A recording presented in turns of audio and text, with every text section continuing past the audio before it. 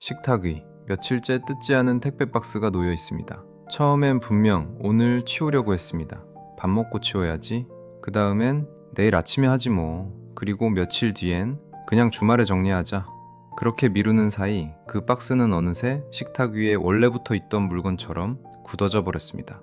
여러분들은 아마 비슷한 풍경 하나쯤은 떠오르실 겁니다. 옷장 속, 한 번도 안 입었는데 버리지 못한 옷들, 서랍 속, 언제 넣었는지도 기억나지 않는 영수증 더미. 우리는 왜 그 사소한 것들을 정리하지 못하는 걸까요? 오늘 영상에서는 정리해야 한다는 걸 알면서도 왜 자꾸 미루게 되는지, 그리고 정리를 잘하는 사람들은 대체 무엇이 다른지, 마지막으로 지금 바로 따라해 볼 수 있는 3가지 방법까지 함께 정리해 보겠습니다. 그럼 먼저 정리를 잘하는 사람과 어려워하는 사람의 차이는 무엇일까요? 흔히 생각하듯이 정말 의지력의 차이일까요? 결론부터 말씀드리면 아닙니다. 심리학에는 결정 피로라는 개념이 있습니다. 플로리다 주립대학교의 로이 바우마이스터 교수가 2008년에 정리한 개념인데요. 인간의 의지력은 하루 종일 쓸 수 있는 무한한 자원이 아니라 쓰면 쓸수록 줄어드는 배터리에 가깝다는 겁니다. 사람은 하루에 셀 수 없이 많은 작은 결정들을 내립니다. 이걸 입을까? 저걸 입을까? 점심은 뭘 먹을까? 이 메일에 지금 답장할까? 나중에 할까? 그 결정 하나하나가 뇌의 배터리를 조금씩 갉아먹습니다. 그런데 정리되지 않은 공간은 그 자체로 끝나지 않은 결정들의 더미입니다. 뇌는 식탁 위 택배 박스를 볼 때마다 조용히 묻습니다. 지금 열까? 나중에 열까? 열면 어디다 둘까? 버릴까? 말까? 스스로는 인식하지 못했을지 몰라도 그 박스 앞을 지나갈 때마다 작은 결정 하나가 또 쌓였던 겁니다. 방 안에 물건이 많을수록 그 방 안에서 내려야 할 결정의 개수도 함께 늘어납니다. 이건 단순히 눈앞이 어수선한 문제가 아닙니다. 뇌 입장에서는 계속 질문을 받는 상태에 가깝습니다. 이건 어디에 둬야 하지? 버려야 하나? 보관해야 하나? 지금 해야 하나? 나중에 해도 되나? 이런 질문들이 하루 종일 계속 켜져 있으면 뇌는 쉬고 있는 것 같아도 계속 일을 하게 됩니다. 그리고 결정해야 할 것이 많아질수록 정작 중요한 순간에 쓸 수 있는 에너지는 계속 줄어들고,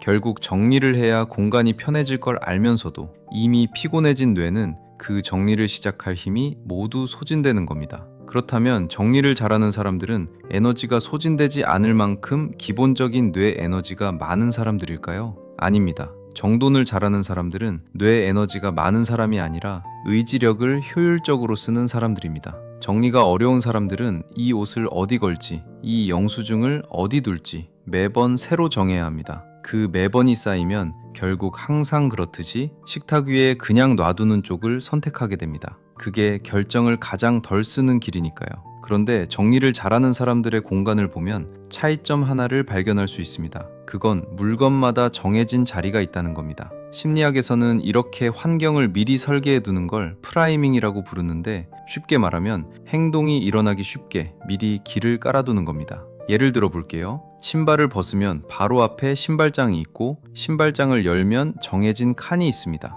그러면 신발을 벗는 순간 머릿속에서 어디다 둘까? 라는 질문 자체가 생기지 않습니다. 발이 자동으로 그 칸으로 향합니다. 결정이 아니라 반사에 가깝습니다. 반면 정해진 자리가 없는 사람은 신발을 벗을 때마다 매번 새로 묻습니다. 어디에 둘까? 나중에 정리할까? 이 작은 질문이 하루에도 몇 번씩 반복되면 결국 가장 쉬운 선택, 일단 어디든 아무렇게나 두자 쪽으로 흘러갑니다. 그게 바로 식탁 위에 택배 박스가 자리 잡는 이유입니다. 박스에게 정해진 자리가 없었던 겁니다. 택배를 받았을 때 바로 둘 곳이 정해져 있었다면 그 박스는 식탁까지 오지 않았을지도 모릅니다. 현관 옆 작은 바구니든 문 앞 박스 보관 자리든 아니면 뜯은 뒤 포장지를 바로 버리는 종이봉투든 어디든 상관없습니다. 중요한 건 그 물건이 잠시 머물 곳이 정해져 있느냐입니다. 자리가 없으면 물건은 가장 가깝고 만만한 곳으로 갑니다. 식탁 위, 의자 위, 소파 옆, 침대 한쪽, 그렇게 길이 없는 물건들이 쌓여가는 겁니다. 이처럼 물건의 자리를 정하는 결정은 보관의 문제라고 볼 수 있습니다. 이걸 어디에 둘 것인가, 책상 위에 둘지, 서랍 안에 넣을지, 상자에 모아둘지, 이건 물건의 위치를 정하는 결정입니다. 하지만 더 어려운 결정은 따로 있습니다.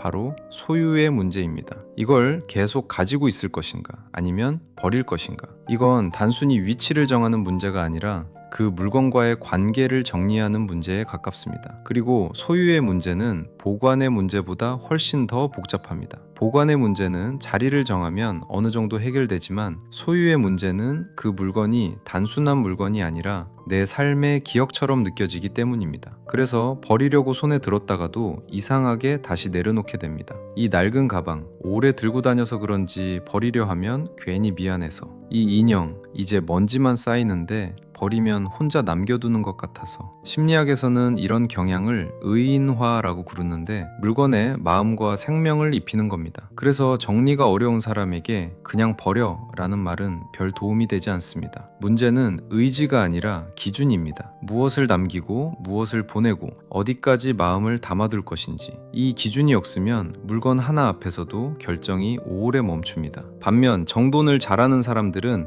물건 앞에서 질문을 조금 다르게 던집니다. 이 물건에 추억이 있는가 보다 앞으로의 내 삶에도 자리를 줄 만큼 필요한가를 먼저 묻습니다. 정리는 추억을 버리는 일이 아닙니다. 추억이 내 공간을 전부 차지하지 않도록 알맞은 자리를 정해주는 일에 가깝습니다. 자, 그럼 정리가 어렵게 느껴진다면 앞으로 어떻게 하면 좋을지 한번 들여다보겠습니다. 첫 번째, 5분 이하로 끝나는 아주 작은 행동을 정해두세요. 정리해야지 라는 막연한 다짐 말고 구체적인 행동으로 정하는 겁니다. 예를 들면 이렇습니다. 집에 들어오면 가방을 내려놓기 전에 먼저 택배 박스 하나만 뜯는다. 딱 그것만 합니다. 박스를 다 정리하라는 게 아닙니다. 일단 뜯기만 하는 겁니다. 그러면 다음 행동은 자연스럽게 이어질 가능성이 높아집니다. 왜냐하면 이미 시작했으니까요. 두 번째, 물건마다 정해진 자리를 만들어주세요. 빈 곳에 아무렇게나 끼워 넣는 게 아니라 이건 여기라는 주소를 하나씩 붙여주는 겁니다. 택배는 받자마자 둘 자리, 영수증은 모아둘 자리, 안 입는 옷은 처분하기 전 잠깐 둘 자리. 자리가 정해지면 물건을 둘 때마다 묻던 질문이 사라집니다. 질문이 사라지면 결정도 사라지고, 결정이 사라지면 피로도 줄어듭니다. 세 번째,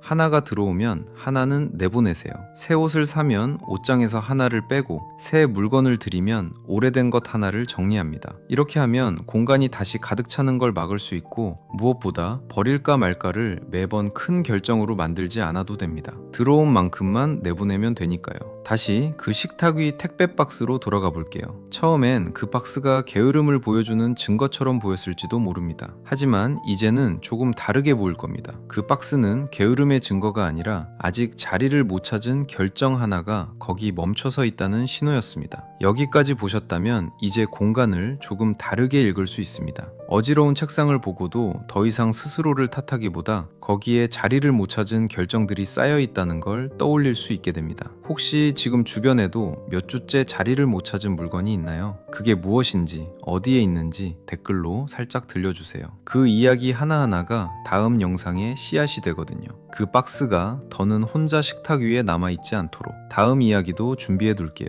이 조용한 이야기가 다음에도 가닿을 수 있게 구독으로 곁에 있어주세요. 도움이 되셨다면 좋아요도 살짝.